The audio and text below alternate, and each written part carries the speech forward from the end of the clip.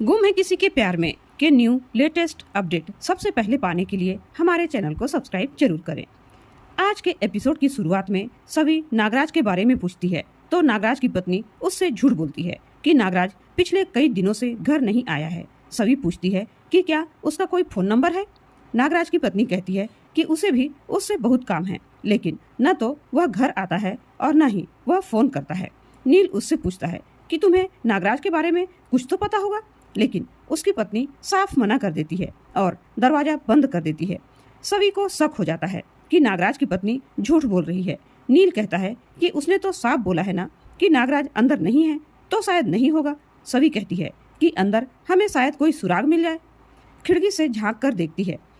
घर में नागराज की पत्नी नागराज पर गुस्सा कर रही होती है।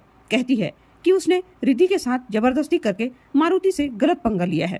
नागराज उस पर गुस्सा करता है और कहता है कि वह मारुति और रिद्धि से बदला लेगा। सभी यह सब देख रही होती है और सुन रही होती है। नागराज की पत्नी कहती है कि मुझे सब पता है कि मारुति ने तुम्हें खूब पीटा है। उस लड़की के साथ तुमने जबरदस्ती की है और वह तुम्हें चकमा देकर भाग गई है। नील सभी को नीचे उतरने के लिए कहता है।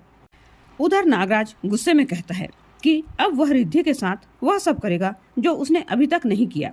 तभी सभी खिड़की के अंदर चली जाती है और नागराज को पीटने लग जाती है। वह गुस्से में नागराज से पूछती है कि रिद्धि कहाँ है।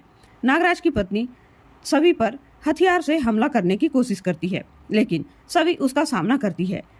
नील अंदर की आवाज सुनकर हैरान हो जाता है। सभी नागराज पर हमला करती है और दोनों में जबरदस्त लड़ाई होती है। नील दरवाजा खोलने की कोशिश करता है, तभी नागराज दरवाजा खोलता है और नील को धक्का देकर भाग जाता है। सभी नागराज का पीछा करती है और उसे डंडा फेंक कर गिरा देती है।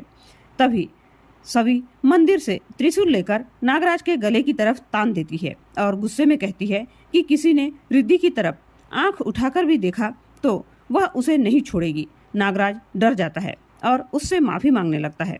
सभी पूछती है कि मारुति ने रिद्धि को कहाँ छुपा कर रखा है। नागराज डरते हुए कहता है बताता हूँ। तभी उसे कोई गोली से मार देता है और उसके खून के छींटे सभी के ऊपर लग जाते हैं। सभी हैरान हो जाती है। नील भी चौंक जाता है। सभी घबरा जाती है और पूछती है कि गोली किसने चलाई। नागराज की पत्नी उसके पास जाकर रोने लग जाती है।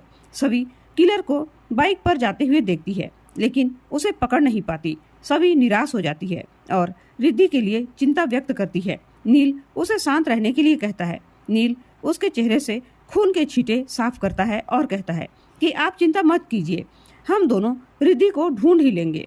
उसी बीच पुलिस वहां पहुंच जाती है। सभी और नील घबरा जाते हैं। नितिन वहां आकर सभी और नील से पूछता है कि तुम दोनों यहाँ क्या कर रहे थे और सभी पर खून के छींटे क्यों लगे हैं। उसी बीच नागराज की पत्नी सोचती है कि वह पुलिस को सभी के बारे में सब कुछ बता देगी कि उसने नागराज को कैसे पीटा और उसके बाद उसको गोली लगी थी। नील को डर लगने लगता है कि कहीं नागराज की पत्नी नितिन को सभी के बारे में कुछ बता न दे। वह सोचता है कि नितिन पहले से ही सभी से चिढ़ा हुआ है, कहीं वह नागराज के केस में सभी को फंसा न दे। नील पानी लाने के बहाने से जाता है और नागराज की पत्नी से कहता है कि पुलिस को कुछ भी बताने से पहले यह सोच लेना कि नागराज भी एक क्रिमिनल ही था। अगर आपने सभी के बारे में कुछ भी बताया तो मैं भी पुलिस को बता दूंगा कि आपने अपने क्रिमिनल पति को अपने घर में छुपाया था। मुजरिम की मदद करना भी एक अपराध ही होता है। नागराज की पत्नी डर जाती है और वह नितिन से कहती है कि उसे नहीं पता कि नागराज को गोली किसने मारी, लेकिन सभी और नील ने उसे बचाने की पूरी कोशिश की है। नितिन और केशव उसके बयान से निराश हो जाते हैं। नागराज की पत्नी वहां से चली जाती है। उसके बाद नितिन सभी और नील से पूछता है कि तुम दोनों यहाँ क्या कर रहे थे। सभी सख्ती से कहती है कि यहाँ पर क्या कर्फ्यू लगा है या क्या हम किसी की निजी संपत्ति पर खड़े हैं। मुझे कहीं पर भी जाने की आज़ादी है। आपने मुझे सस्पेंड किया है, हाउस अरेस्ट नहीं किया है, इसलिए मुझे आपके हर सवाल का जवाब देने की कोई जरूरत नहीं है। सभी परेशान होती हुई वहां से चली जाती है। नितिन नील से कहता है कि तुम मुझे पुलिस स्टेशन में आकर मिलना। नील भी चला जाता है। उसके बाद नील सभी को घर ड्रॉप करने की पेशकश करता है, लेकिन सभी मना कर देती है। नील कहता है कि आपकी बॉडी पर ब्लड लगा है, आप कैसे जाएंगी। सभी कहती है कि इससे आपको क्या फर्क पड़ता है। नील कहता है कि मैं इसकी वजह आपको पहले ही बता चुका हूँ। सभी नील पर विश्वास करने से मना कर देती है और कहती है कि मांजरेकर इतनी जल्दी यहाँ कैसे पहुँच गया? क्या आप तो वो नहीं हो जिसकी मदद से मांजरेकर मुझे ट्रैक कर रहा था? नील हैरान होकर कहता है कि मैं ऐसा क्यों करूँगा? मुझे ऐसा करके क्या मिलेगा? अगर मैं आपकी मदद करूँगा तो मुझे तो तेजस्विनी के मर्डर के बारे में पता चलेगा ना। मांजरेकर विश्वास करने के लायक नहीं है। उसी ने मुझे आपसे हाथ मिलाने के लिए कहा था, लेकिन उसने मुझे आपकी स्विट्जरलैंड वाली ट्रिप के बारे में नहीं बताया। आप खुद ही सोचकर देखिए ना। सभी दुखी होकर कहती है कि मैं कुछ भी सोचने और समझने की हालत में नहीं हूँ। आज मुझे रिद्धि के बारे में पता चल जाता, लेकिन मेरी आंखों के सामने ही नागराज को किसी ने गोली मार दी। मैं रिद्धि को नहीं बचा पाई। सभी रोने लग जाती है। नील सभी का हाथ पकड़कर कहता है कि चलिए मैं आपको घर छोड़ देता हूँ।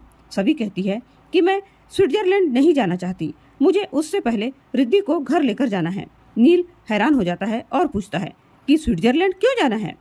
स्विट्जरलैंड तो हम जाकर आ चुके हैं ना, हमें वहाँ कुछ भी नहीं मिला, आपको वापस वहाँ क्यों जाना है?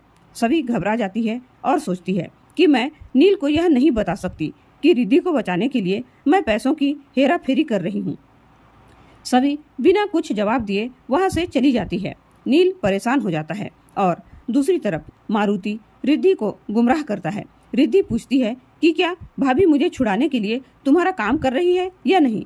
मारुति कहता है कि उसे तुम्हारी कोई फिक्र नहीं है, लेकिन उसे मेरा काम करना ही पड़ेगा। अगर तुम मेरी मदद करोगी तो तुम जल्दी घर जा पाओगी। वह रिद्धि को एक्टिंग करने के लिए कहता है। दूसरी तरफ सभी को रिद्धि की वीडियो मिलती है जिसमें रिद्धि रोते हुए उसे बचाने की गुहार कर रही होती है।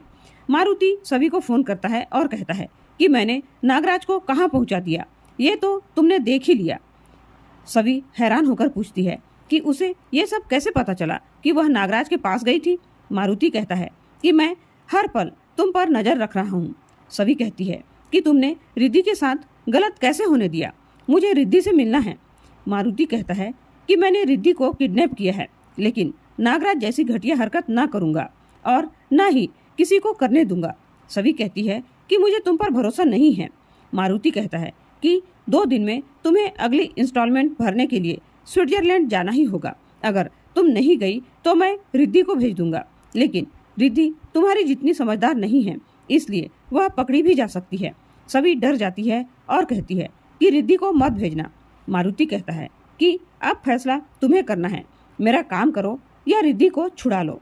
सभी परेशान हो जाती है और सोचती है कि आखिर कौन है जो उसके परिवार को बर्बाद करने में लगा हुआ है। उसके बाद सई वहाँ आ जाती है और पूछती है कि आपको यूएस से क्या चाहिए। सभी हैरान होकर पूछती है कि यूएस कौन जा रहा है।